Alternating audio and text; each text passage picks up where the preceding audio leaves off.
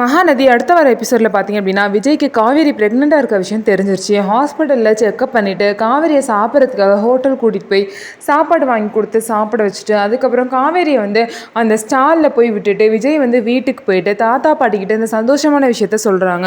ரெண்டு பேருமே ரொம்பவே சந்தோஷப்பட்டு அதுக்கப்புறம் காவேரி எப்போ கூட்டிகிட்டு வர போகிற விஜய் அப்படின்னு சொல்லிட்டு கேட்குறாங்க. இல்லை தாத்தா, இப்போதைக்கு காவேரி இந்த விஷயத்தை வீட்டில் சொல்ல வேணாம் அப்படின்னு சொல்லியிருக்கா.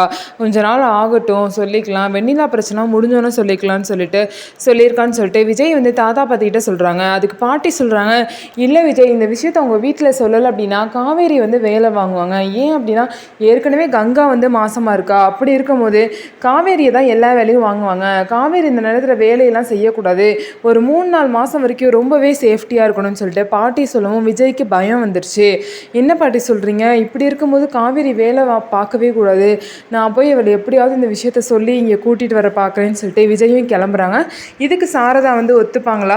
எப்படி இந்த விஷயத்தை எடுத்துப்பாங்க? விஜயை இதுக்கப்புறமாவது அவங்க ஏற்றுப்பாங்களா அப்படிங்கிறத பொறுத்திருந்து பார்க்கலாம். நம்ம வீடியோ உங்களுக்கு பிடிச்சிருந்தா நம்ம வீடியோவை லைக் பண்ணிக்கோங்க. அதுக்கப்புறம் மறக்காமல் நம்மளோட சேனலை சப்ஸ்கிரைப் பண்ணிவிட்டு பாருங்கள்.